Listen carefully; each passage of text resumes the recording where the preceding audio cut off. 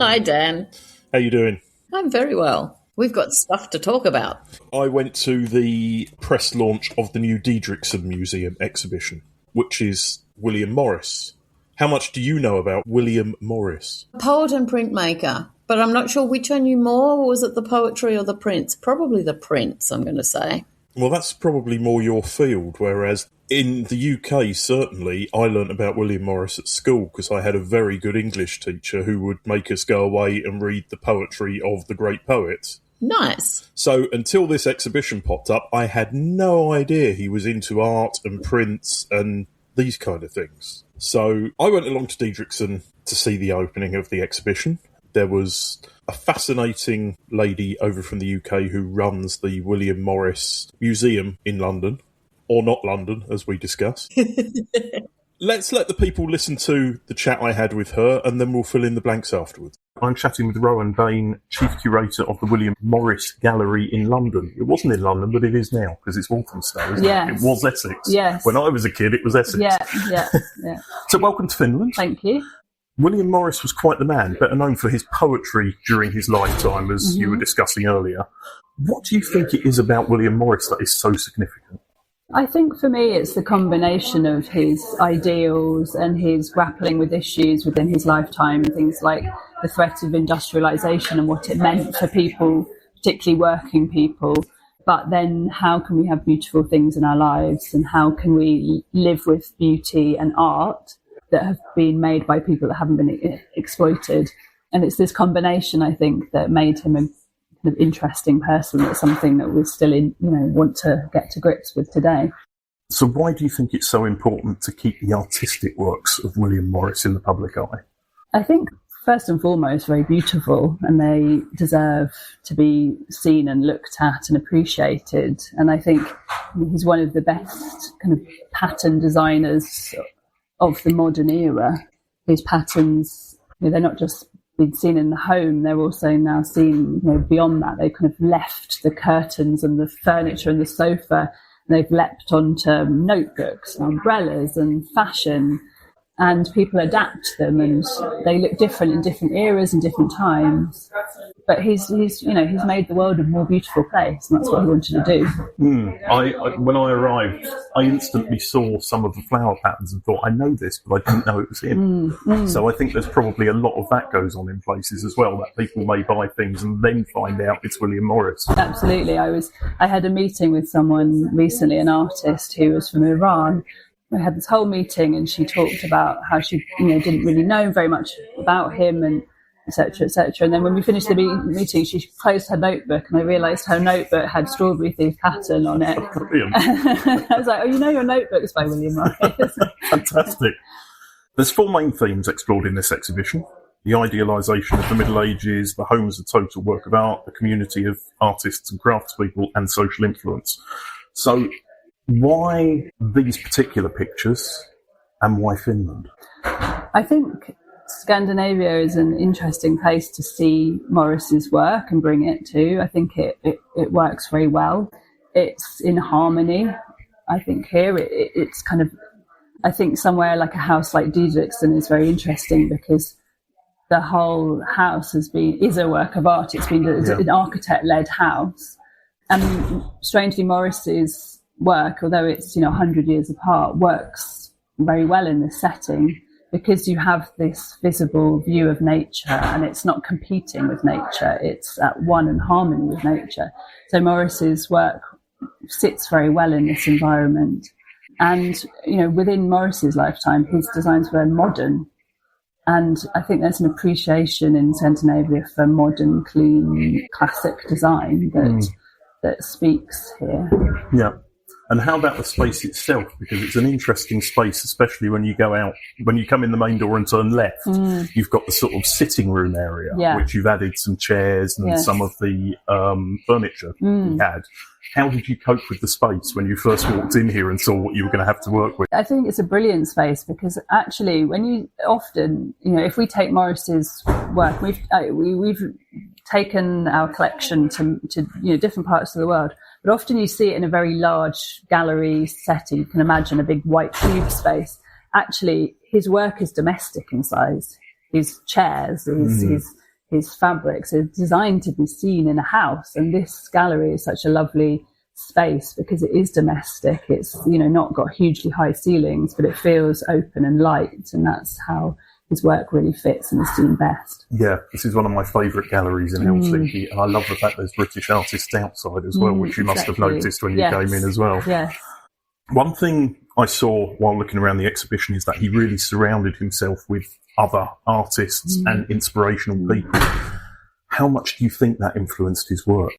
Undoubtedly so much. He really did work in collaboration with so many people. And at the gallery where we are, we're grappling with this issue at the moment. We're called the Willaim Morris Gallery, and the stories in the galleries are very much about this one man, but we're redoing our galleries actually this summer, and we're introducing more of the women and more of the people that worked with Morris. And he himself would have absolutely wanted to credit the people he worked with. And that's something very much, the arts and crafts movement was about recognizing the craft and skills that go into making things.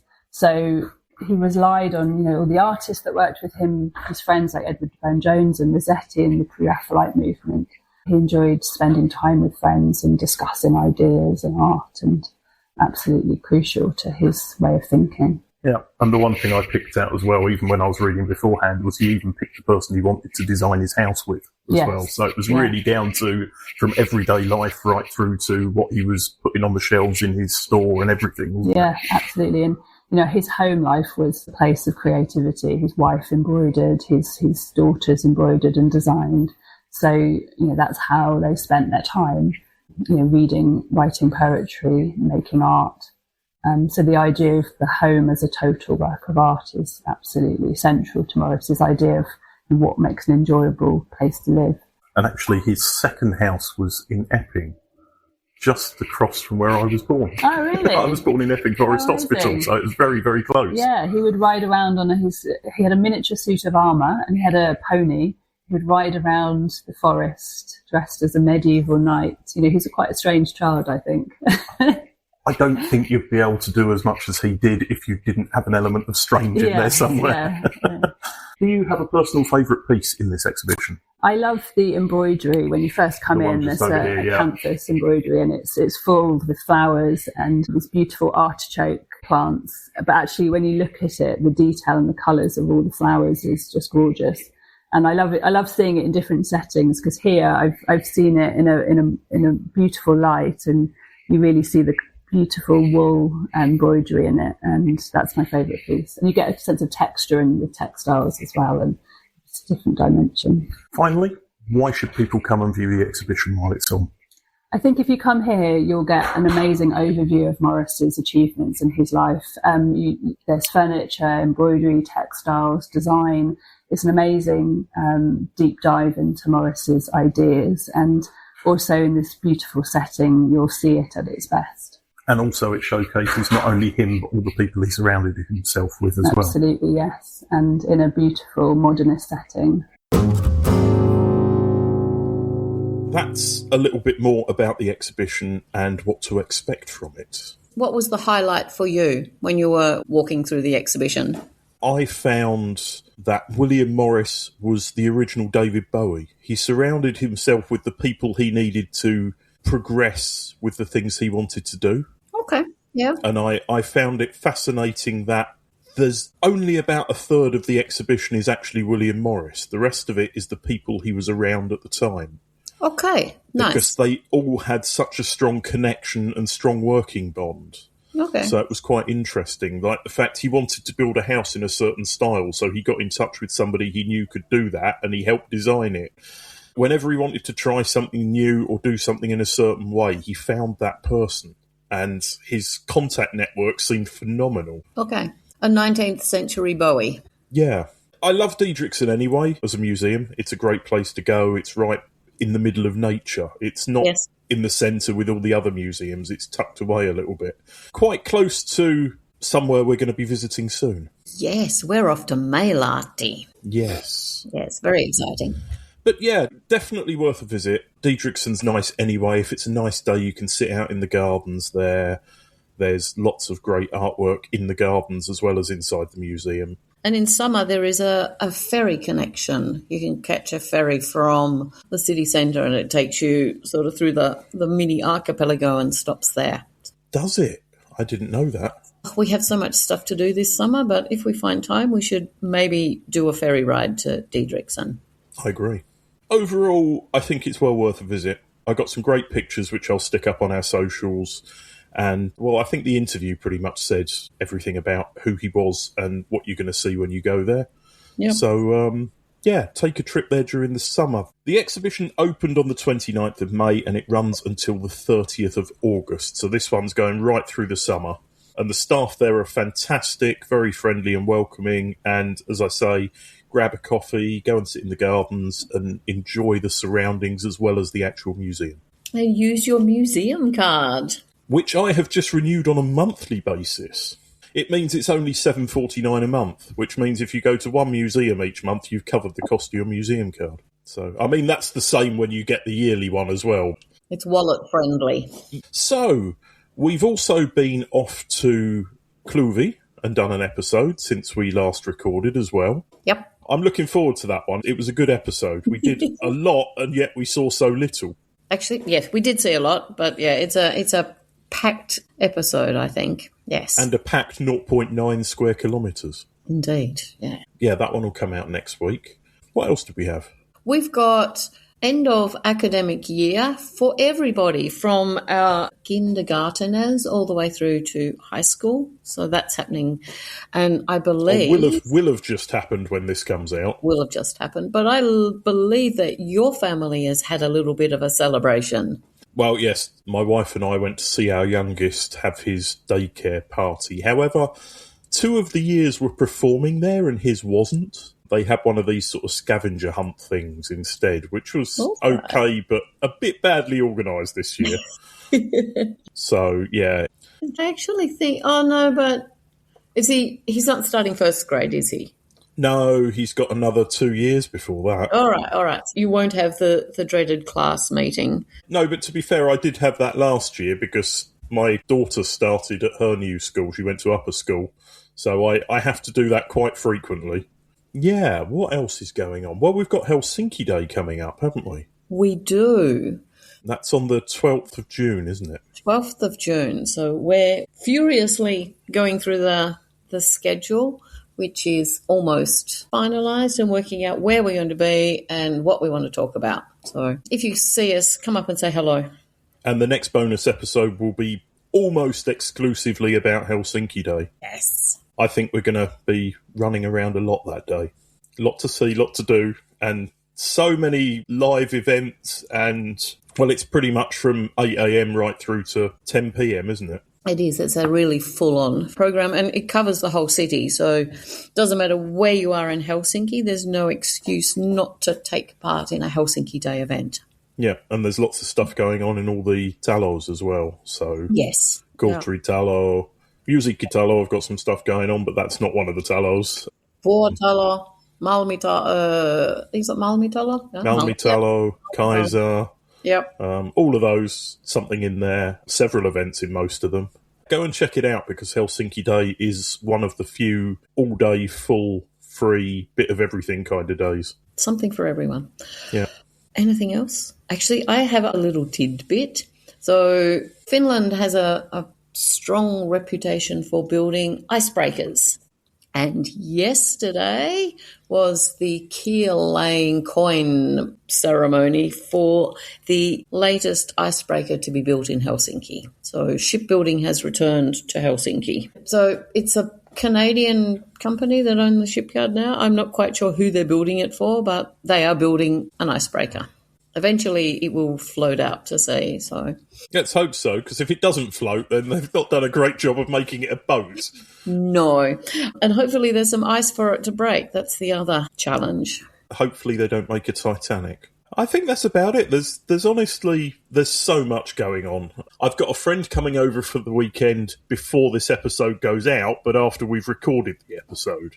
So I plan to test his taste buds with some Finnish specialities, and maybe I'll get some recordings of his when he tries them. Not all food is blah. No, I agree with that, but obviously he's not going to like everything I force him to try. Probably not. I mean, even most Finns don't like everything that you feed them, so yeah. He'll go back and he won't like Cadbury's chocolate anymore. That's the main thing you've got to teach these Brits, is that Cadbury's chocolate is rubbish. Yes, doesn't compare. You know how food brands and brands in general do these collaborations. So Fazer currently, it's a collaboration of their own product. So Oma, the fudgy candies, turned 60 this year. Same year as me. We both turned 60 this year. So Fazer have now put Oma into a chocolate bar. And I keep looking at it thinking, I want to try this, but I know I'm going to be disappointed because there's not going to be enough chocolate and there's not going to be enough Oma. So probably the combination going to be slightly too sweet. You'll sort of enjoy the first couple of mouthfuls, then you'll eat the whole bar out of habit and you'll get to the end and feel so sick. Okay, yeah, that is possible. So I will stay with, I will just eat Fazer or I will just eat Oma, but not together. I think that's the way to go. Okay, important question. What is your favourite Fazer chocolate product? Oh! If you could only buy one Fazer bar, which one would it be? I'm quite partial to geisha, I would say. Followed by the dark chocolate with the hazelnuts. That's not bad either. Actually, the good thing about dark chocolate is you can't eat a whole bar because you won't be able to swallow by the end of it. Dark chocolate is delicious at times, not with nuts for me, but dark chocolate is delicious, but more than about 3 pieces and your mouth gets stuck together and you can't chew anymore. Yeah, that's quite true. Yes. Yeah. I would say for me it's the Sinivalkoinen they brought out for the 100 Years of Finland. Oh, yeah. I do love the combination of milk and white chocolate, although obviously white chocolate isn't actually chocolate. True.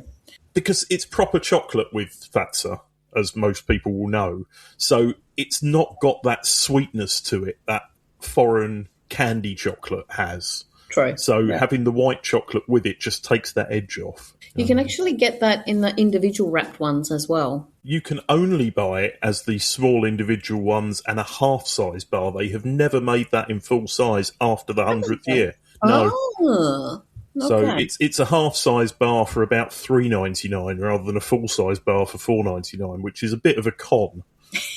I think that's the best thing Finland did for the 100th year anniversary was create the Sinivalkoinens. Nope. Audi. Sorry. That was a year late. It doesn't count. Okay, but the idea was it should have been. Yes. But we will talk more about that in our upcoming episode on Cluvi. Yes. Because Cluvi's an odd area, isn't it? It's kind of... it's a weird dogleg of spaces and the way it goes. You've got parks and monuments, and some of the monuments we thought were in Cluvi actually aren't in Cluvi. So that was. I wish I hadn't written so much about that one.